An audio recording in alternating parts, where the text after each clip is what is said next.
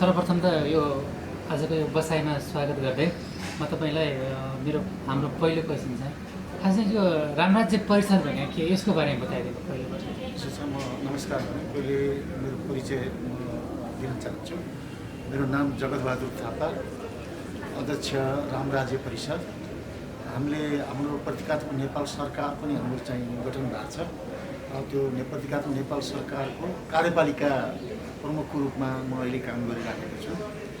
अब अहिले यो जुन चाहिँ रामराज्य परिषद छ, यसले अब यो हाम्रो नेपालमा जुन चाहिँ बहुदलीय संसदीय व्यवस्था छ, यो बहुदलीय संसदीय व्यवस्थामा धेरै विकृति विसङ्गति आए। यो बहुदलीय संसदीय व्यवस्था नेपालको हितमा छैन र यो बहुदलीय संसदीय व्यवस्था यसको ठाउँमा निर्दलीय पञ्चायती व्यवस्था ठिक छ भनेर चाहिँ 2017 साल पुस 1 गते राजा महेन्द्रले चाहिँ निर्दलीय पञ्चायती व्यवस्था चाहिँ यति बेला लागू गर्नुभएको थियो र अहिले त्यसपछि फेरि 35 वर्ष पछाडि 2052 साल फागुन 1 गतेदेखि माओवादीहरूले यो बहुदलीय संसदीय व्यवस्था भनेको खसीको टाउको देखाएर कुकुरको मासु बेच्ने व्यवस्था हो, यो नक्कली व्यवस्था हो, यसले मुलुकको चाहिँ कल्याण गर्दैन भनेर उनीहरूले चाहिँ हिंसात्मक द्वन्द्व मचाए र पछाडि फेरि के भयो भन्दा त्यत्रो 17,700 मान्छेहरू पनि मरे अनि चाहिँ अब अरबौँको चाहिँ राष्ट्रिय सम्पत्तिको स्वाहा पनि भयो,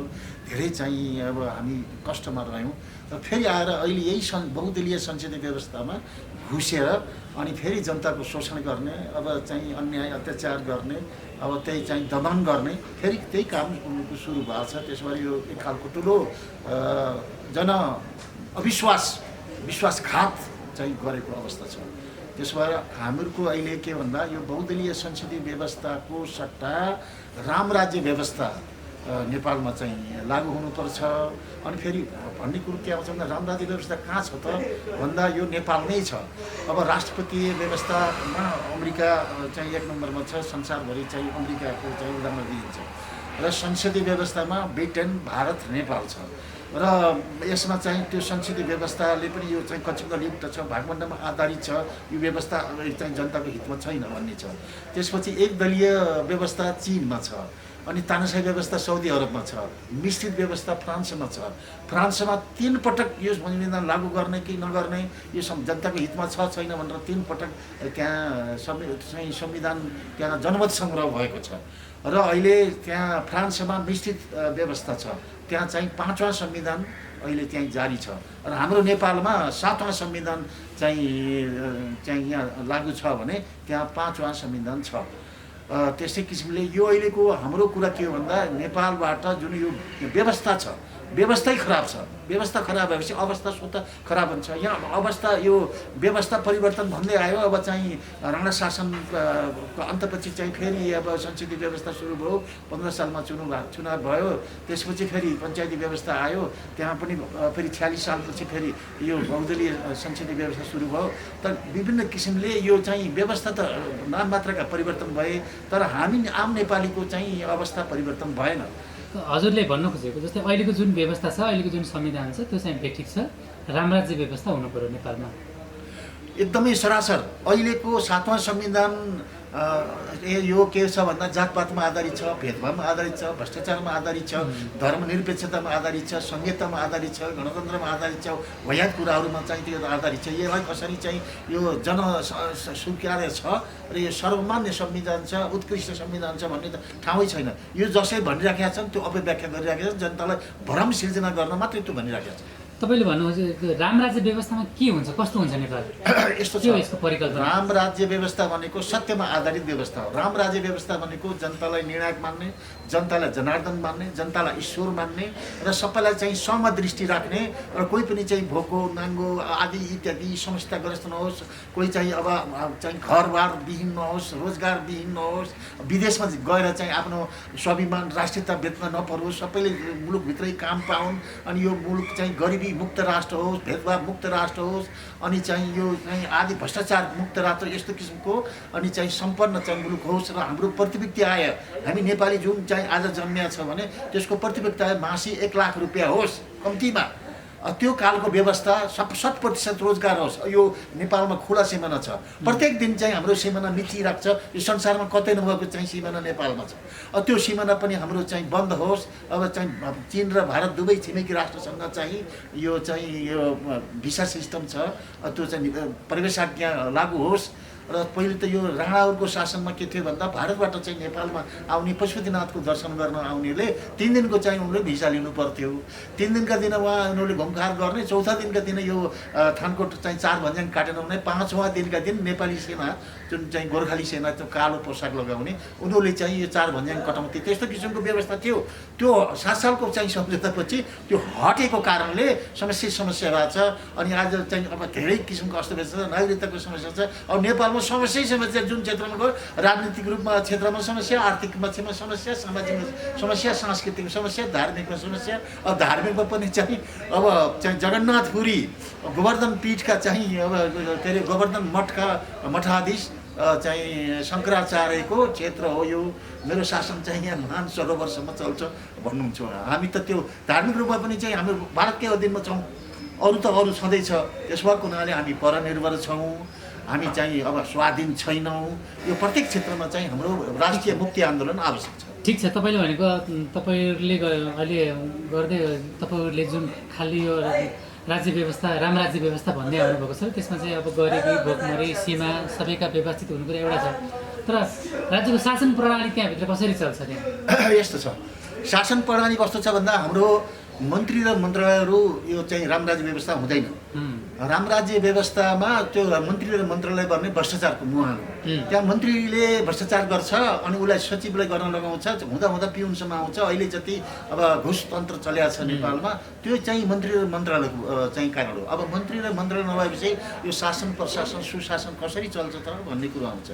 त्यसमा के छ भन्दाखेरि 9वटा सचिवालय हुन्छन्, 9वटा सचिवालय हुन्छ, 9वटा सचिव, 9वटा सचिवालय त्यो चाहिँ त्यो राज्य प्रमुख अधीन हुन्छ। राज्य प्रमुख र राज्य उपप्रमुख जनताबाट प्रत्यक्ष चुनिन्छन्, जनताबाट निर्वाचनबाटै आउँछन्। त्यसपछि 2 जना भए अनि अरू कहाँ हुन्छ त भन्दाखेरि यहाँ 32वटा चाहिँ हाम्रो आयोग छन्। जस्तै शिक्षा सेवा आयोग, स्वास्थ्य सेवा आयोग, त्यसमा आयुक्त हुन्छ। त्यो शिक्षा क्षेत्रभित्र त्यो त्यहाँ शिक्षा क्षेत्रकै विद्वानहरूले, शिक्षा क्षेत्रकै सदस्यहरूले त्यहाँ चाहिँ चुन्नुहुन्छ। त्यहाँ चाहिँ 21 जनाको चाहिँ एउटा आयोग बन्छ। आयोगमा चाहिँ प्रमुख आयुक्त उपप्रमुख त्यहाँ हुनुहुन्छ। त्यो चाहिँ शिक्षा क्षेत्रको प्रमुख आयुक्त नै यतापट्टि चाहिँ शिक्षा मन्त्रीको काम गर्छ। यतापट्टिको चाहिँ यहाँ चाहिँ यो रामराज्य व्यवस्थामा जुन चाहिँ 2 जना प्रत्यक्ष चुनेर आएका हुन्छन्, 32 जना चाहिँ आयोगहरू छन्। आयोगका प्रमुखहरू स्वतन्त्र जान्छन्। भनेपछि 2 जना त 32 जना भए, 1 जना चाहिँ लोक चाहिँ पाल यो चाहिँ भ्रष्टाचार मुक्त गर्न अहिले चाहिँ यो अख्तियार दुरुपयोग अनुसन्धान आयोग छ। त्यसले सामान्य तल्लो तहको कर्मचारीलाई चाहिँ अहिले मुद्दा सुद्धा लगाउने नै गरेको छ।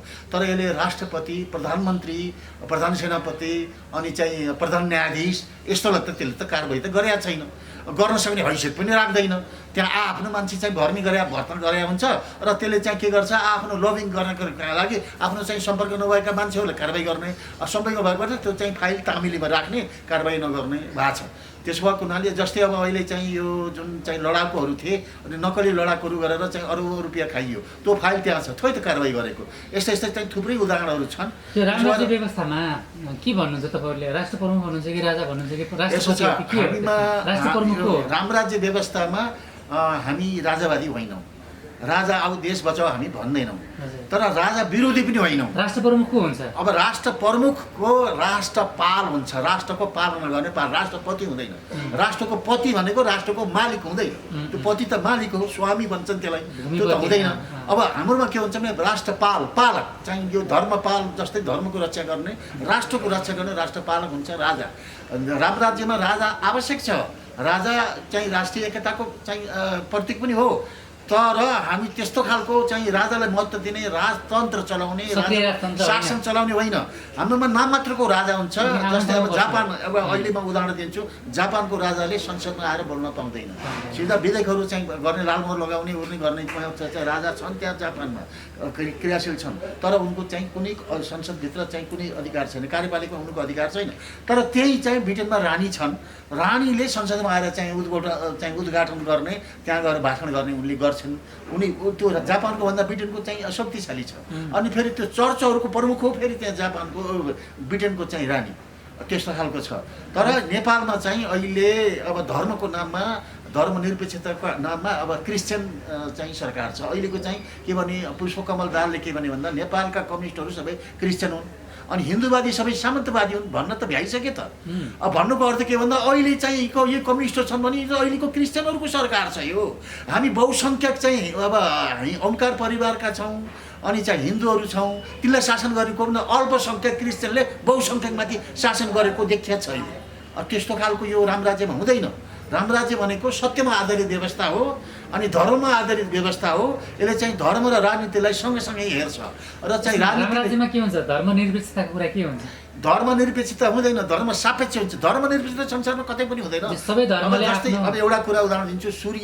सूर्य चाहिँ निरपेक्ष भएको भए सूर्यबाट ताप मिल्ने शक्ति मिल्ने यस्तो त अब त रोकिने त भएको छैन अब चाहिँ सूर्य चाहिँ निरपेक्ष हुनै सक्दैन अब सूर्य सापेक्ष भएन सूर्यबाट हामीले चाहिँ शक्ति प्राप्त गरेका छौँ त्यस्तै चाहिँ वायुबाट छ पानीबाट छ आकाशबाट छ पृथ्वीबाट छ सबैले आफ्नो काम गरेका छन् भनेपछि कुनै पनि कहिले पनि कोही चिज निरपेक्ष हुन सक्दैन तर निरपेक्ष कृत्रिम रूपमा बनाएको छ निरपेक्ष भनेको अर्थ सर्वधर्म समभाव भन्छ सर्वधर्म समभाव भन्नु पनि चाहिँ धर्मनिरपेक्षता भन्नु एउटै हो त्यसो भएको हुनाले यो धर्मनिरपेक्षता वाहियात चिज हो यसलाई चाहिँ गराउनुपर्छ र यो विश्वको चाहिँ एकमात्र हिन्दू राष्ट्र भनेर चाहिँ पहिले थियो त्यो हाम्रो पहिचान थियो अन्तर्राष्ट्रिय स्तरमा पहिचान थियो त्यो यथावत कायम हुनुपर्छ जस्तो छ नि सर त्यसो भए धर्मनिरपेक्ष भनेपछि अहिलेको जुन संविधान छ संविधान सभाबाट बनेको संविधानले जे कुराहरू सम्बोधन गरेको छ त्यो चाहिँ खारेज हुनु यसो छ यो संविधान त धेरै वाहियात कुराहरू छ यो त चाहिँ अब अहिले यो चाहिँ जात जातिमा अब 14वटा राज्य बनाउने भन्ने कुरो पनि आयो तर के भन्दा शक्ति पृथ्वीकरण र शक्ति विकेन्द्रीकरण हुनु पर्थ्यो अब शक्ति विकेन्द्रीकरण हुनुको ठाउँमा चाहिँ यो भूमि यो चाहिँ यो भूभाग नेपालको भूभागलाई चाहिँ विकेन्द्रीकरण गरियो भने छुट्याइयो अब यो नेपाललाई 7वटा एउटै राज्यलाई चाहिँ 7वटामा बाँडियो तर हुनुपर्थ्यो के भन्दा शक्ति विकेन्द्रीकरण हुनु पर्थ्यो शक्ति पृथ्वीकरण हुनु पर्थ्यो त्यो नभएर चाहिँ के भयो भन्दाखेरि अब भूभाग चाहिँ अब चाहिँ बाँड्ने गरिएको छ विखण्डन गर्ने गरिएको छ त्यो वाहियात कुरा छ त्यसो भएर यो संविधान त कुनै पनि हालतमा चाहिँ जनताको पक्षमा छँदै छैन यो दुईवटा संविधान सभाले बनाएको भए पनि चाहिँ अर्बौं रुपियाँ खर्च गरेको भए पनि 6 वर्ष लगाएर बनाएको भए पनि यो जनताको हातमा उपयुक्त छँदै छैन छ भने त अहिलेको शासन व्यवस्था देखाइहाल्यो नि बहुमत 5 वर्षको लागि चुनिएको चाहिँ बहुमतको सरकारले पनि शासन गर्न नसकेर अनि फेरि अब चुनावमा जान पर्यो कचिङ्गल बाबु भनेर भन्दैछ त जगजाहेर छ त भन्नै पर्यो नि त अनि अर्को पाटो रामराज्यमा हाम्रो समाजमा जुन विविधता छ विभिन्न जात जाति छौँ उनीहरूको अनि राज्यमा समावेशीकरणको सवाल के हुन्छ यसो छ कि समानुपातिक समावेशी आरक्षण यी कुराहरू चाहिँ जात जातिमा आधारित छ हाम्रो जात हाम्रो पहिचान भनेको हामी त नेपाली हौँ यहाँ नेपालभित्रबाट बाहिर जाउँ क्यानाडा जाउँ अथवा त्यहीँ भारतमै जाउँ अब संसारभरि जाउँ हजुरको कहाँ भने झापा अनि कहाँ हामी त नेपाली कति चाहिँ अपनत्वपन हुन्छ एकअर्कालाई हामी माया गर्छौँ कति चाहिँ हामीमा भावुक हुन्छौँ एकअर्काप्रति चाहिँ देखेर त्यस्तो खालको हाम्रो समग्रमा चाहिँ हाम्रो क्षेत्री ब्राह्मण थारू फलाना ढिकाना नेवार तामाङ यस्तो खालको भन्दा पनि त्यो हाम्रो कुल परम्परा पुज्नको लागि त्यो खालको जात जात तपाईँको चाहिँ तामाङ हुनुभयो तपाईँले आफ्नो परम्पराबाट चाहिँ कुल पूजा गर्नुभयो अर्को नेवार छ आफ्नो हिसाबले गरेको छ अर्को चाहिँ अब मगर छ अर्कै हिसाबले गरेको छ क्षेत्री छ अर्कै छ ब्राह्मण छ अर्कै छ आफ्नो हिसाबले चाहिँ आफ्नो कुल परम्परा पूजा इज्जत गर्ने त्यो चाहिँ सांस्कृतिक महत्त्वको चिज हो तर हाम्रो मूल जात भनेको नेपाली हो हामी सबै नेपाली हौँ हाम्रो पहिचानै नेपाल हो त्यसो भएर अहिले जुन चाहिँ जात जातका कुरा ल्याइएको छ आदिवासी जनजाति गरेर नेपालमा बाँडिएको छ आरक्षण ल्याएको छ त्यो वाहियात कुरा हो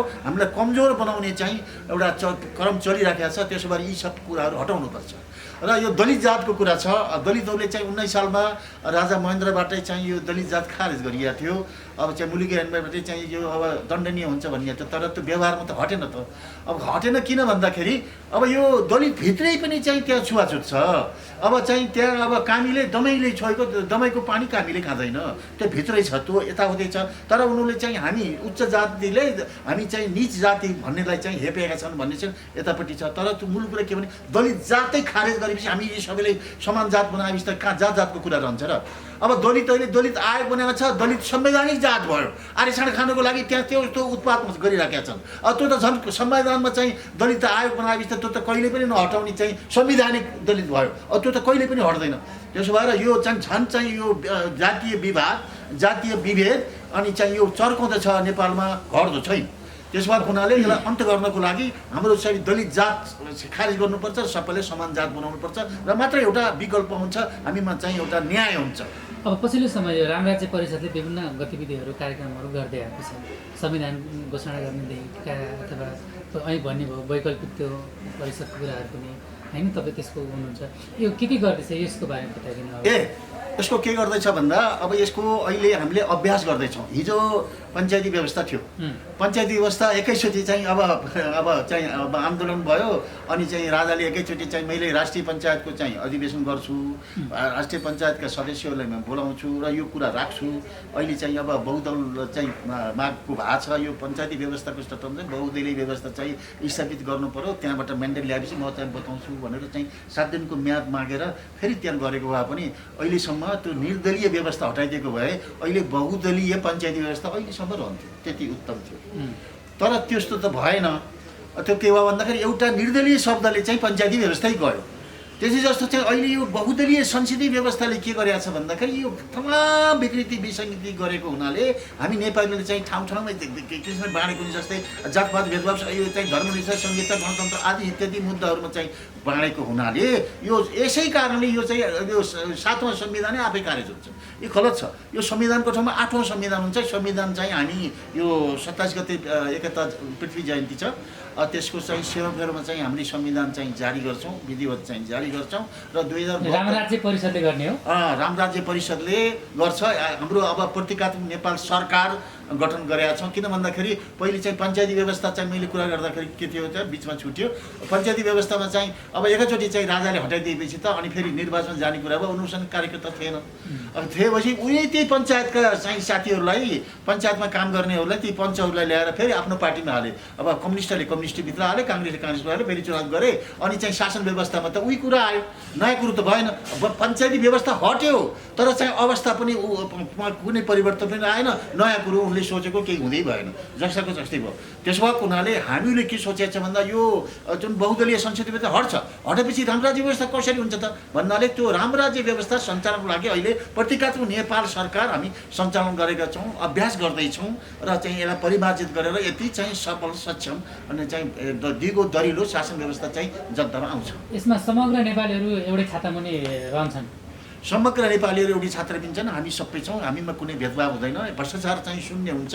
किन भन्दाखेरि कार्यपालिकाले चाहिँ अहिले विकास निर्माण गर्ने सारा सबै कुरो कार्यपालिकाको हातमा छ। सानो चाहिँ एउटा राजदूत नियुक्ति गर्नु पर्यो, एउटा चाहिँ अब उपकुलपति नियुक्ति गर्नु पर्यो, अब चाहिँ कुनै किसिमको चाहिँ अब यो संस्थानको चाहिँ हाकिम नियुक्ति गर्नु पर्यो, त्यो मन्त्रीमण्डलले चाहिँ निर्णय नगरेसम्म त्यो लागू हुँदैन। तर हाम्रोमा के छ भन्दा पहिले नै चाहिँ विधि विधान छ, यी मार्गदर्शन हजुरको अगाडि छ, त्यसमा सबै कुरो किटान छ र कार्यपालिकाले सहजकर्ताको मात्रै भूमिकाले उडी शासन गर्दैन, विकास निर्माण पनि गर्दैन। विकास निर्माण कसले गर्छ भन्दाखेरि व्यवस्थापकले गर्छ।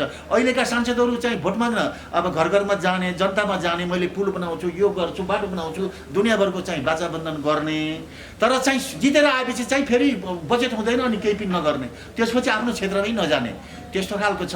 हाम्रोमा के छ भन्दाखेरि कार्यपालिकाले विकास निर्माण गर्दैन, नीति निर्माण गर्ने र चाहिँ विकास निर्माण गर्ने काम स्वयं चाहिँ व्यवस्थापकले गर्छ अनि त्यसपछि उनीहरू आफै जिम्मेदार हुन्छन्। जसरी चाहिँ जनतामा गयो मैले नै विकास निर्माण गर्ने भनेपछि त मैले बजेट बनाउनु पर्यो, जे गर्न सकिन्छ त्यो जनतालाई भन्नु पर्यो, गर्न सकिँदैन मैले गर्न सकिँदैन भन्नु पर्यो, इमान्दार हुनु पर्यो, जनताप्रति उत्तरदायी हुनु पर्यो, अनि बल्ल हुन्छ भनेर हामीले चाहिँ यो सबै पद्धति नै परिवर्तन गरेका छौँ। तपाईँले यो जुन प्रतीकात्मक नेपाल सरकार भन्नुभयो नि, यसको बारेमा बताइदिनु, त्यसमा के छ? प्रतीकात्मक नेपाल सरकारमा प्रतीकात्मक नेपाल सरकारमा 3 अंग हुन्छ। एउटा व्यवस्थापिका हुन्छ, त्यसले चाहिँ नीति निर्माण गर्ने हाम्रो छ, नीति निर्माण गर्ने र चाहिँ विकास निर्माण गर्ने अनि चाहिँ त्यो काम चाहिँ व्यवस्थापिकाले गर्छ। अनि अर्को कुरा कार्यपालिका छ। कार्यपालिका चाहिँ जनताबाट जननिर्वाचित छ, अहिले चाहिँ अनुमोदित अहिले मनोनयन गरेका छ, 2 जनालाई चाहिँ मनोनयन गरेका छ, आयोगकाहरू पनि चाहिँ अहिले मनोनयन हुनुहुन्छ। तर चाहिँ अब चुनाव चाहिँ भइराखेको छ, चुनावबाटै आउने हो। चुनावबाट भयो भने जनताको समर्थन भयो, चुनावबाट भएन भने मनोनीतको त्यो आधार राम्रो हुँदैन, त्यो त काम चलाउ मात्रै हुन्छ। त्यस भएर चाहिँ आफ्नै व्यवस्थापिका कार्यपालिका न्यायपालिका छ। न्यायपालिका हाम्रो कस्तो भन्दा निःशुल्क न्याय सम्पादन हुन्छ। न्याय भनेको जनताले निःशुल्क पाउनुपर्छ।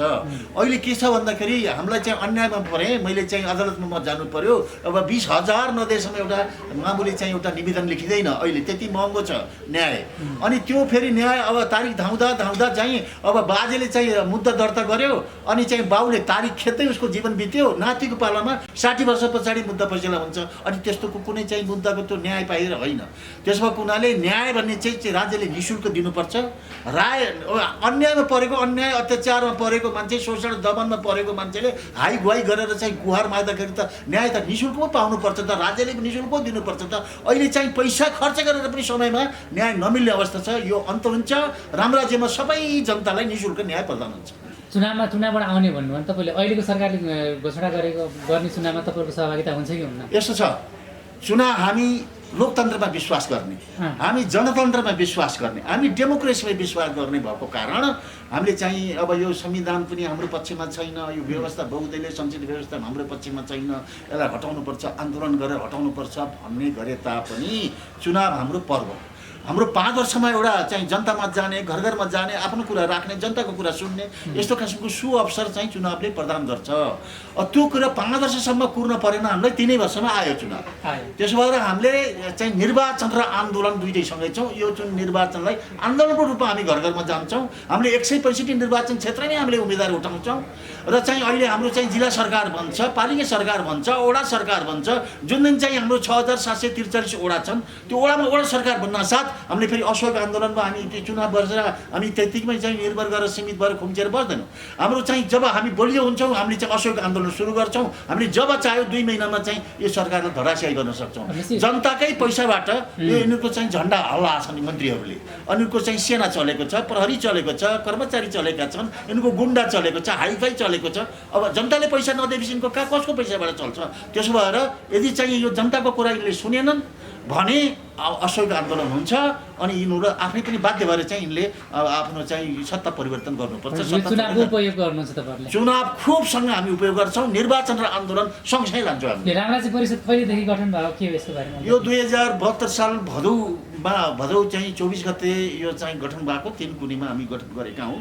त्यसपछि फेरि चाहिँ 73तिर हामी चाहिँ देवघाट धाम हरिहर आश्रममा चाहिँ फेरि हामीले चाहिँ सम्मेलन गऱ्यौँ।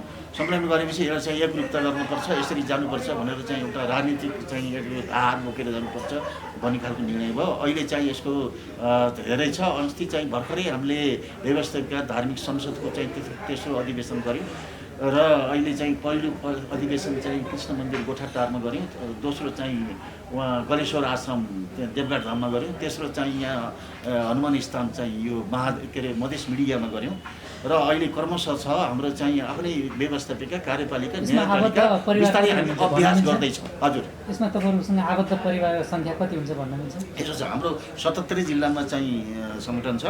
165 निर्वाचन क्षेत्रमा 2-4 चाहिँ खाली छन्। अब हामीले उपयुक्त व्यक्तिहरू पनि छान्दैछौँ जसले चाहिँ अब निर्वाचनबाटै जितेर अनि चाहिँ त्यहाँ आउन सक्ने सक्षम मान्छेहरूको खोजी पनि छ हाम्रो। र हामीसँग चाहिँ मान्छेको पैसाको कमी छैन, मान्छेको कमी छैन। किन कमी छैन भन्दाखेरि अब धर्म सापेक्षवादीहरू सबै राम राज्यमा आउने हो। धर्म सापेक्षवादी धार्मिक महागठबन्धन छ हाम्रो चाहिँ यो चाहिँ धार्मिक राम राज्य परिषद एउटा राजनीतिक सङ्गठन हो, अर्ध राजनीतिक अर्ध धार्मिक भन्नुहोस्। अनि हाम्रो चाहिँ धार्मिक क्षेत्रलाई चाहिँ जोड्ने धार्मिक महागठबन्धन छ। धार्मिक महागठबन्धनको संयोजक अनि यहाँ चाहिँ धर्मपाल गुरु वशिष्ठ पीठाधीश त्रिवेणी राम हुनुहुन्छ, त्यो चाहिँ धार्मिक क्षेत्रको हुनुहुन्छ। धार्मिक क्षेत्रमा पनि 35वटा चाहिँ सिट छ, त्यो धार्मिक क्षेत्रका व्यक्तिहरूले चाहिँ उपयोग गर्नुहुन्छ। 165 + 35 200 जनाको हाम्रो धार्मिक संसद छ। यहाँ हाम्रो समानुपाती हुँदैन। अनि चाहिँ 1-2 सदन हुँदैन, हाम्रो 1 सदन मात्रै हुन्छ, 2 सदन पनि हुँदैन। एकदमै खर्च कम छ।